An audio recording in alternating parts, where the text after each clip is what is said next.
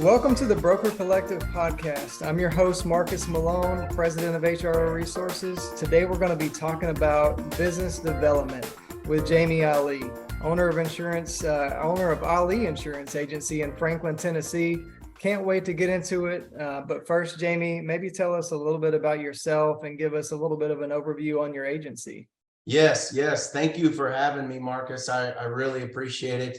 It's exciting times. It's been exciting working with you for the last year and a half or so. A little bit about our agency. I guess I could take you back, 25 years or so when we got into the business. And, I worked as but one of the harder parts was financial services and life insurance for MetLife. And then Farmers Insurance had come along and said, wow, you sell a lot of life insurance in a year. And they kind of headhunted me through an LUTC course, and they said, we have an agency opening up in this area of Glenwood Springs, Colorado. We'd love for you to come up, take a look at it. I got there the first day and the guy is sitting behind the desk. He has a big chew in his mouth and his office is a disaster. I brought my wife, which was probably a mistake at that point because she's like, there's no way in hell we're doing this. This is trash, and we had the misnomer that we made more money than the PNC side and which is personal lines side. Yeah. And boy, that was a big mistake at that time. And she said, we're not doing this. I called my dad after, who was an agent for many, many years. And he's like, Jamie, you'd be the stupidest person on earth not to take that opportunity. Take the opportunity, And so I did. Haven't looked back there. We went ahead and we did the first year or two, we did off the chart sales. Hey, what the heck are you doing in here? This is a live recorded podcast. We got Jamie's producers jumping in here. That's okay. The more the merrier. We'll take. There's Ryan Allee, one of the producers. Ryan's advice too. Yeah, man. That's my son. Awesome. So for 13, 14 years, ran the Farmers Agency. Sold it because we wanted to move somewhere else and go independent. And we moved to Nashville, Tennessee. And ever since I've been independent, it has been fantastic. Greatest choice we've made.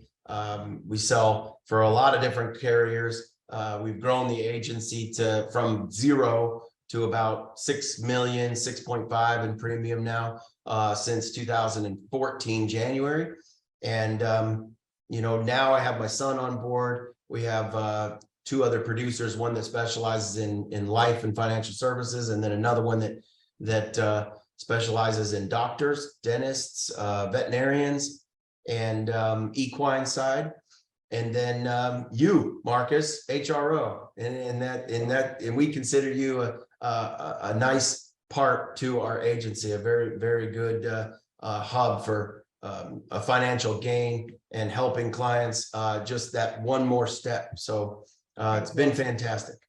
That's awesome. Yeah, man, we've had a great time working together and a lot of success in the last year and a half. It's really been fun and just getting to know you guys. I mean, there's no surprise for me that you guys have had the success that you've had. This kind of watching you guys' personalities and work ethic and way of doing business. I mean, I think it'd be really cool just to kind of hear, you've been, a couple different experiences now in the agency in Colorado.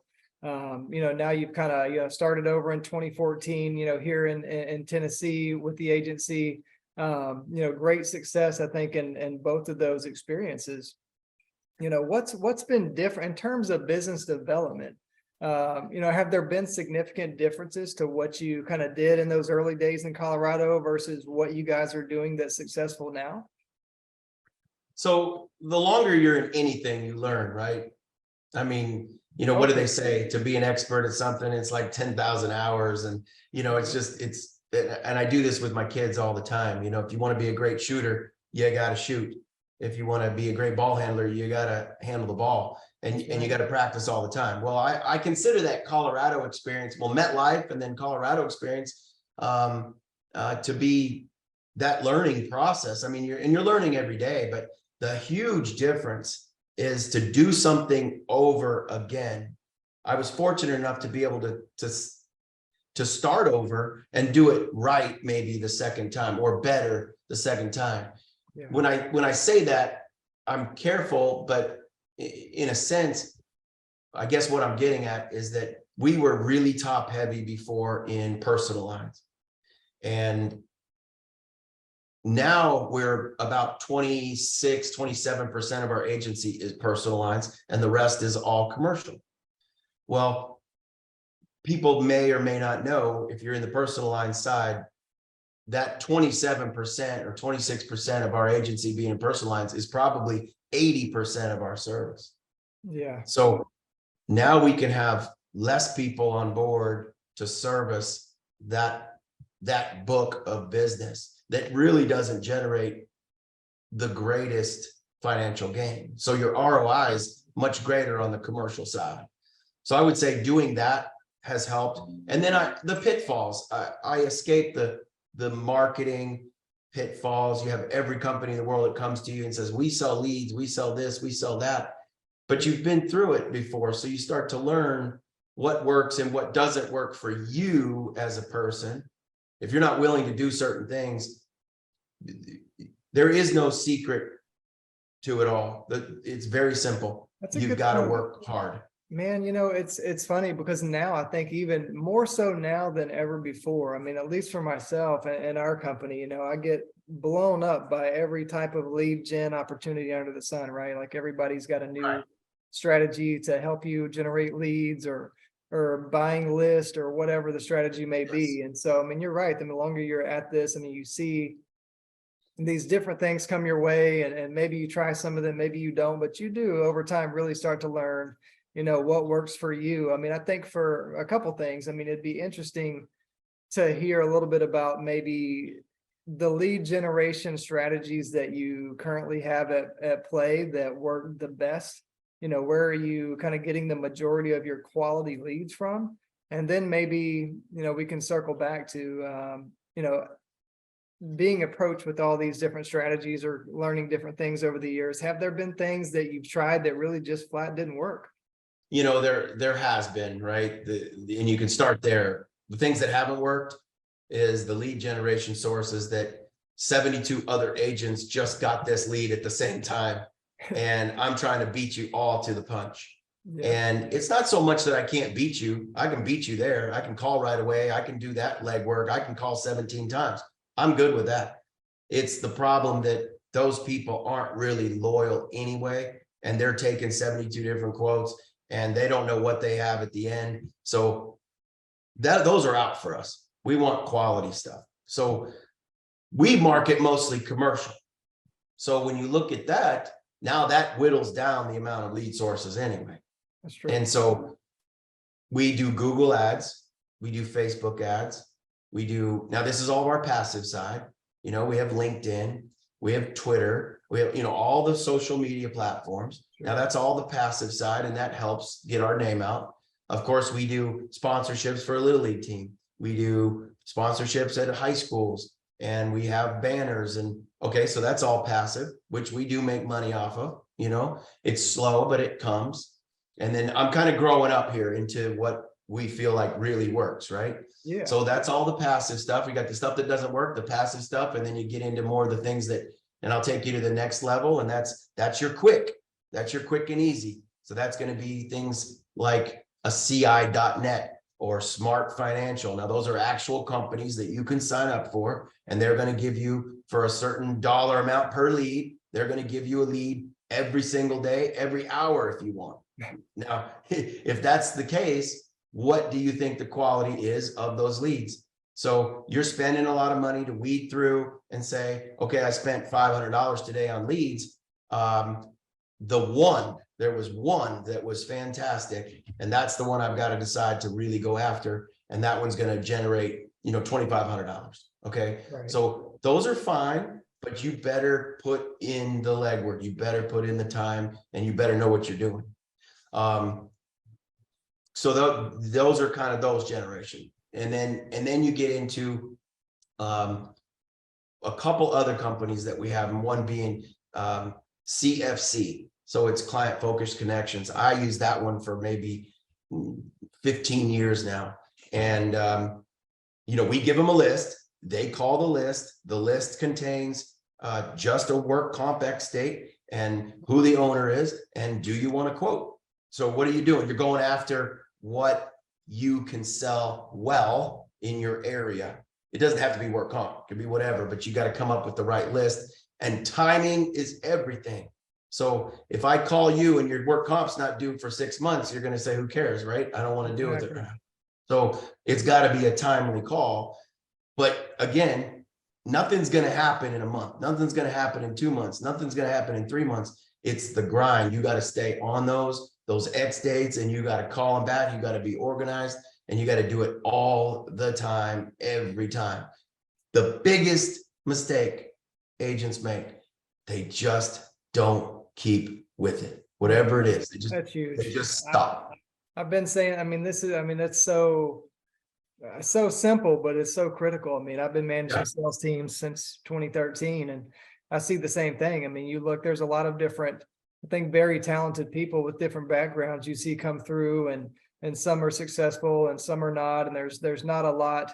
Sometimes, I mean, there are some similarities in backgrounds that maybe make a successful salesperson in our industry, but a lot of times, there aren't those similarities or common background that say, hey, if you've done this or that, then you're going to have a ton of success selling whatever. But the one common trend across the board from every top performer that I've ever worked with has been that consistency, always showing up, always being there, never dropping the ball on those follow-up efforts. And that follow-up is a game changer. I mean, that absolutely, I think, sets people apart, and still does today. Yeah, no, I agree. I think the biggest, last part of that, probably the best lead generation we have is our own people. It is referrals. I know that sounds so stupid and cliche, and it's like, oh yeah, ask for referrals and that's going to be your best. But it truly, truly is. You just you can't really put a finger on it sometimes to measure it. But because of your great service, because of the way you take care of them, and you've taken care of this client for 3, 4, 5 years, they talk to people. And when they do, what name comes up first? What name comes up first for insurance? What name comes up for payroll and HR? You've got to be in their head. So we use Rocket Referrals a ton, and That's huge. Basically 7, 8 contacts a year per client. Do a survey, give me a score, talk to me. It gives them another platform to complain or not, or just be happy, or refer somebody. So I think all those things make a difference. I think if you're running things right, that kind of falls in place really well. That's huge. Well, that's a good point, man. I mean, I'm with you. I mean, obviously everybody wants referrals. I mean, that's the best source by far. Not everybody knows how to get those referrals, right? How do we get a referral? Whether that be from a client or from, a different type of partner. When you talk about referrals, I mean, 2 things I'm curious to hear. How much, if at all, do you guys proactively reach out to your clients and ask them for referrals? And secondly, how much, if at all, do you guys really look to build referral partner relationships, outside of your business, outside of your clients, just looking for partners who may be in other industries? Right. Really good question there. I was just talking to Jim about this yesterday. He's fantastic at creating the relationships. So he has bankers and lawyers and people that set up or help set up veterinarian or doctor clinics, maybe new doctors, this, that, and the other. But he, on a regular basis, will try to call and say, hey, Mr. Banker, just wondering what's going on. How you doing today? Do you have anybody else you're working on right now? I do the same thing, but I do it with my bookkeepers. So I have 4 or 5 bookkeepers insured in Colorado, and I call them on, not as much as I should, but I do. I call them on sort of a regular basis, and say, hey, let's run down all the stuff we're doing. What's the problems? Is there any issues? Is there anything else I can help you with? And then I say, hey, how about new people? You take on any new clients? Where are they at with their insurance? How come we don't have these, and these, you know? So then, I mean, no kidding, this last week I called her and sold two new restaurants in Colorado because they're her clients. And she's like, well, yeah, I might as well. I mean, I'm a hero. I get to save them money and I help them out on their insurance. Like, it's a fantastic fit for me. I use my bookkeepers a lot because they're always in touch with the client on that financial side. I mean, it's the same thing too, you know, with those referral partners. I mean, I'm sure there's, you know, like it is for us, there's, to make those successful, it's really about the follow-up and the consistency and kind of nurturing that relationship. You know, Yes. just, hey, Yes. you know, we had one conversation, you guys look like a good partner, and then, you know, you just kind of kick back with your feet up, you know, waiting on a lead to come in. It's really, you know, building that relationship and kind of the way we look at it at HRO is really, you know, we view our partners like we view clients, right? Like you guys are like a client. We want to nurture that. We want to take care of that relationship, just like we want to take care of a client relationship. And so I think it's when obviously we all prioritize our clients at the highest level, or we should be. But I think it's, you know, reviewing or viewing the referral partners the same way, right? Like you guys, our partners should be on that same level of priority as our clients. And it makes all the difference. Right. I think you're absolutely right there. I think you're right. You're onto something that I don't think we put that same priority sometimes, you know. How do you guys feel about, you know, do you guys do anything special for your referral partners? That's something I'm always interested in. Do you give them something? I think you guys have an incentive. Now, we don't have like a real incentive in place that we project out there, but I'll send her, you know, $500, you know, in a gift card or something, you know, after a few cases, or maybe Christmas present or something. We're always thinking about incentives, right? I mean, trying to offer up incentives for our partners. I think the best, I mean, from our view, the best advice from what we've learned so far is, you know, there's a lot of different people or organizations that could potentially be a referral partner. And it's really hard to go out there and meet every need or be everything for everybody. And so for us, it's really about understanding who makes the best referral partner for us. You know, what type of person or type of organization makes the best referral partner for us, and then looking at it saying, okay, we've identified our target audience, like who our best partner is. And so now it's about understanding the things that are important to that target audience, to that group of best referral partners. And then that allows us to then cater to them better, right? Once we understand what's important to them, the things that they value, the things they're interested in, then we can create resources and incentives that give them things that make them excited, things that keep them engaged. And so that's really how we look at it, you know. And so I always go back to, you know, first starting out, you know, who is that target audience? Who is our best partner? And then I really want to understand that audience as best as I possibly can, so we can cater to them better, right? It's like any relationship. The more you know somebody, the better you can meet their needs. The more you know somebody, the better you can cater to them in a way that you kind of checks off the boxes of the things that they care about, that are most important to them. So that's kind of how we look at it. Right. Yeah, that's a good point. I mean, you can send money. They may not care about that.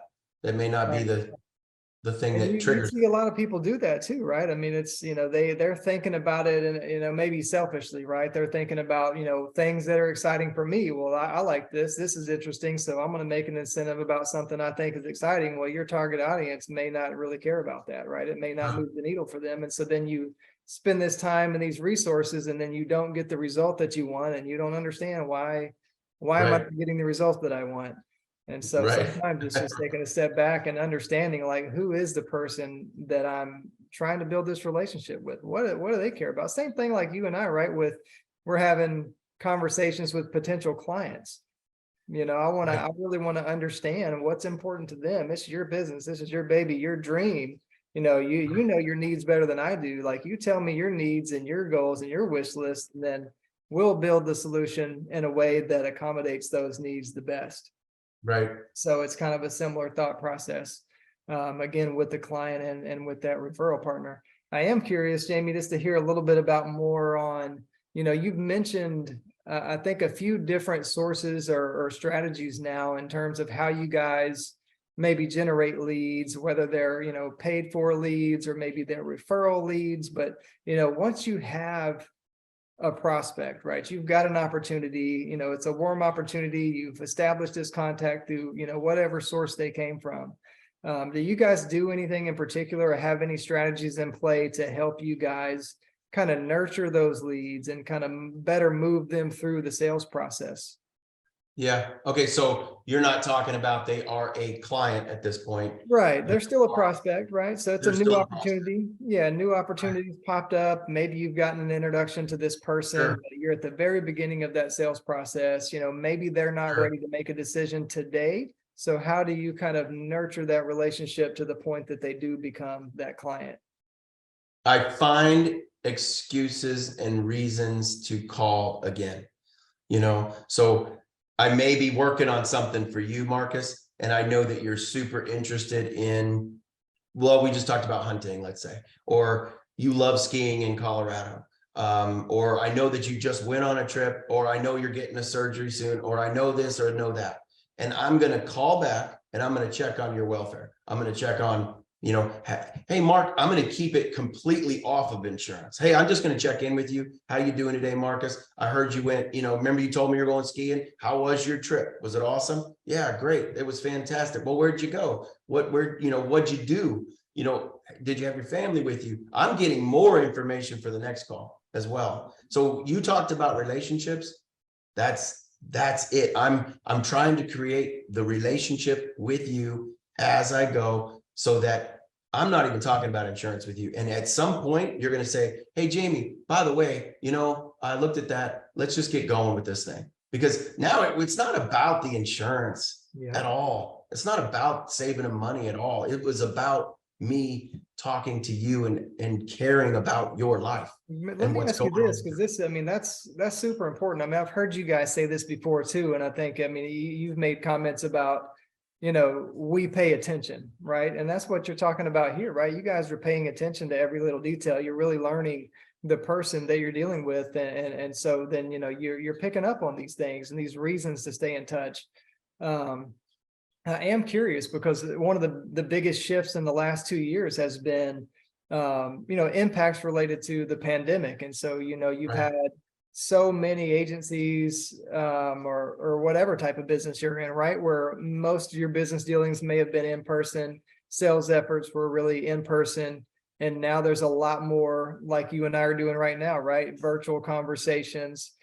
For us, I know that's opened up a lot of markets. It's allowed us to expand rapidly, across different areas of the nation. But in terms of, nurturing those relationships, it changes that dynamic a little bit, right? So you may not be able to drop by in person and drop off a note or drop off a gift card or some of the things that may be done in the past. Has you guys approach to really business development in general, and nurturing those relationships, have those strategies really changed drastically for you guys since the pandemic, or are things still kind of similar to how they were before 2020? They're definitely let's put it this way. They're definitely different than they were before the pandemic. I think, and I'm just going to put the positive spin on it because that's all I have for this. Yeah. I truly think that it's better than it was before, in the sense that I actually see more people now because I'm using this technology. Yeah. We're now using the Zoom and the Microsoft Teams, and instead of making the phone call, which I do obviously, right, a ton, Yeah. but I'll just send you an invite, and now we're going to meet on Zoom, and people are all over that. It's like, well, yeah, that's what we do, and that I get to see you and we talk, and it's almost like we're together. Yeah. So that has changed in that sense, as far as the habit, creating this habit of meeting over online. But I don't think a lot of times people want to see you anyway and take up their time in their office. It's crazy, man. I thought this is something that's always on my mind because it's been such a blessing for us these past couple of years. It was bittersweet at first. I miss a lot of that in-person interaction, the relationships that are built and the rapport that's built in those environments. But you're exactly right. It's so much easier to have someone stop their day for 30 minutes to have a conversation with you than to plan an hour and a half out of their day to make sure they're at the office, to sit down with you. And now versus having, 2, maybe 3 meetings in a day spread across the city. I mean, I can have, Oh my gosh. a call at the top of every hour all day long, and I can, Right. it's just so much more efficient from Right. our experience. But, I asked the question because, we talk to a lot of insurance agents, across the nation, and there are a lot of folks that they're struggling still, right? They maybe have just failed to adapt quick enough to Yeah. a new way of approaching relationships and business development. And so, I mean, I think it's so important to embrace that technology. And, of course, there are parts of the rapport building and things that may be lost or a little bit more difficult in this type of environment, but they're, like you said, putting a positive spin on it. There are so many positives to it. And so really embracing those positives and leveraging them for your advantage, I think, is really important. It sounds like you guys are doing that very successfully.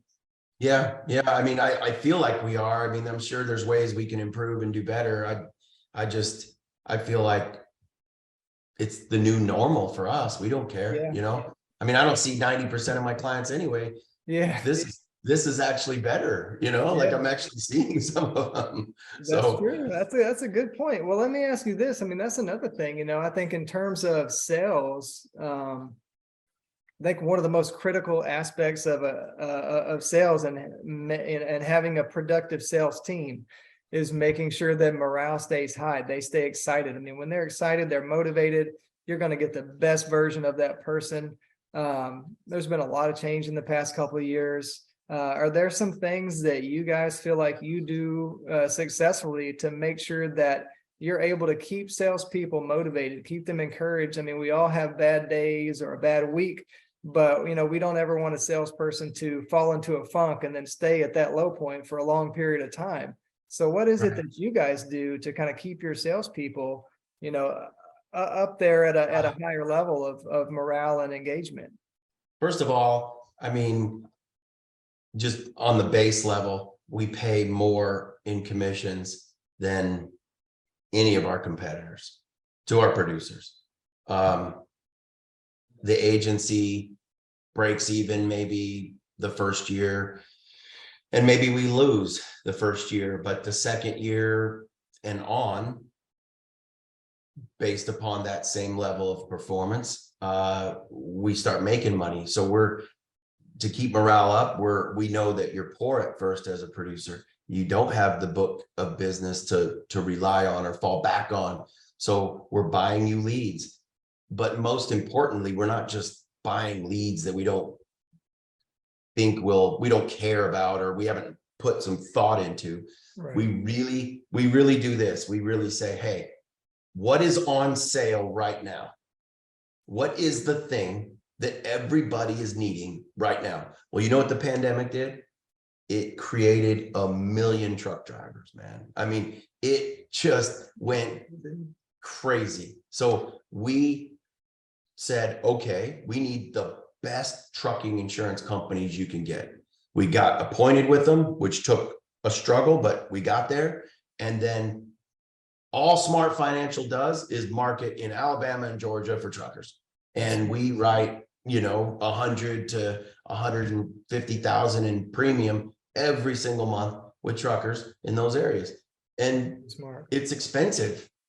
And so if I feed those leads to my people, you don't think that they're high? I mean, they are just like, hey, I just put up 15,000. I just put up 30,000. And we keep a board, right? So everybody's excited.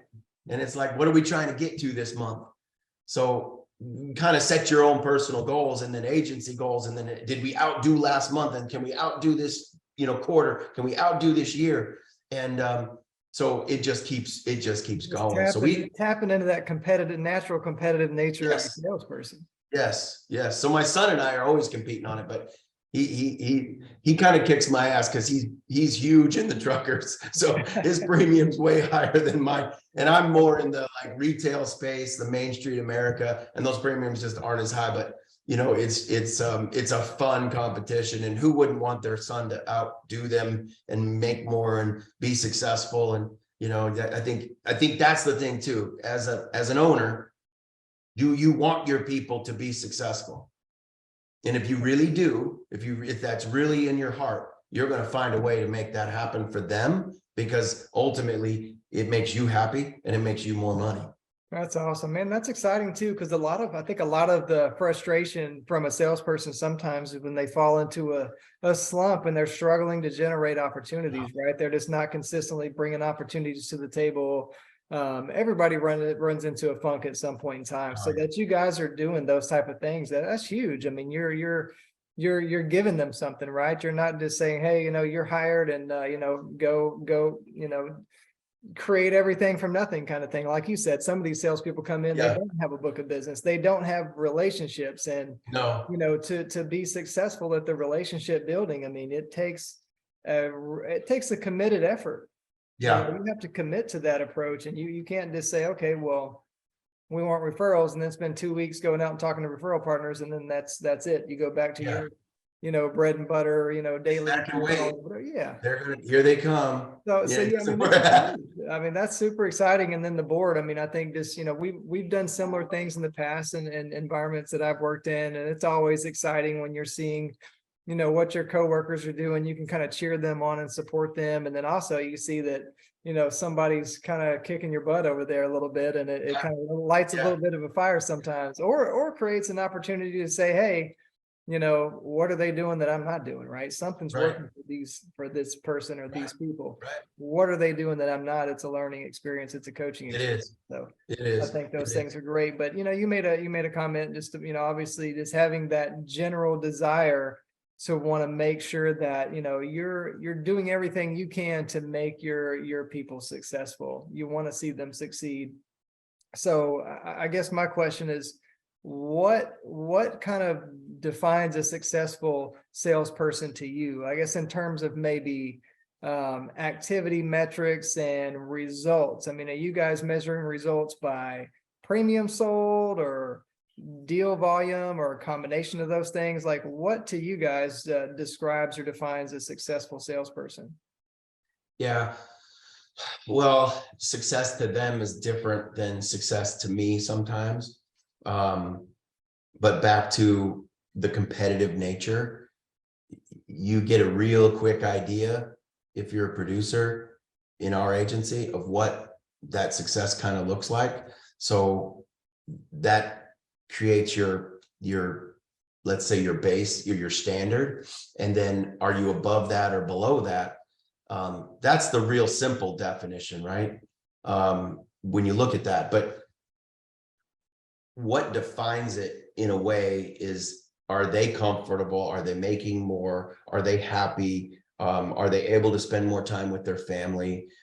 We measure it by premium. So premium then turns into, commission dollars, and you can kind of just take a baseline 10%, and that's what they get to keep or whatever, And so I think it's different for, like, there's somebody in the office that, doesn't care as much and would rather have life experiences. And then there's another one in the office that just cares about the money. And they're going to put in 15 hours a day. So I'm happy for both of them, as long as they're happy and they're a return on the investment. But I cannot put square pegs in round holes. And not everybody's going to be the same, and not everybody's a robot. So your rules almost have to be different for each person, so to speak. I mean, right, exactly, right. Obviously, you guys have goals and revenue targets that you're trying to hit, but in terms of being able to get the most out of each salesperson, you're right, man. That's something I look at intensely. I mean, I always want to know, when I'm in an interview process and looking at candidates, what are the things that drive this person? What are the things that get this person excited to show up to work every day? If I gave you all the money in the world, money was not a factor, what is it that would still get you excited to get up and come to work and put in your best effort every day? And so that tells me a lot about a person, what drives them, what motivates them. And Without, yeah, and that helps you, be more empathetic to, I guess, how you need to manage that person to, keep them and excited and get the most out of them. true, Which leads true. to obviously the results that we're all looking for. I mean, I think this was great, man. I mean, these are all things that I think, are important, just for all of our small agency partners, just to think about these conversations, look at their own agency and really give themselves a good review of what's working and what's not. And hopefully they can take away some good, advice from this conversation and some of the things that you guys are doing. I appreciate you sharing everything that you did. I guess kind of as a final question, Jamie, I mean, do you have any, I guess if you had one piece of advice to leave for a small agency owner who might be struggling with business development, what advice would that be? I hate that question, Marcus. So I saved it for last. Man, that's such a tough one. But I would have to say, I would take it back to how are you successful in anything if you can't talk to people, if you can't create relationships? And business development, I think that's key in it. What is business development though? Like, are you defining it as I'm hiring more people and I'm getting bigger as an agency, or are you just by yourself and which is fine. You can just be by yourself and you have business development and you're creating a larger agency for yourself. But no matter what, you're either having relationships with clients or you're having relationships with your people that are having relationships with your clients. And are you personally a good example to them? How are you portraying yourself? And if you come in all fired up and you're crazy and you're the man, it's like speed of the leader, speed of the players. I take a lot back to coaching. It's like I coach a ton of basketball, and you see the coaches that are just lame ass, sit down, look like they've given up, don't pump kids up, don't whatever. It's the speed of the leader, man. If you're pumped up and you're excited, that will happen to everybody else.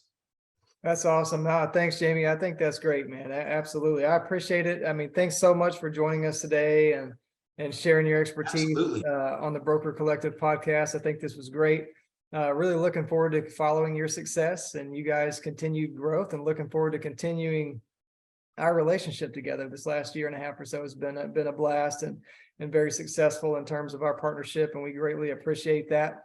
But that's going to be it today for this episode. Please make sure to check out our website. It's brokercollective.xyz, and make sure to follow us, subscribe to our YouTube channel as well. I'm your host, Marcus Malone, and we can't wait to catch you on the next episode.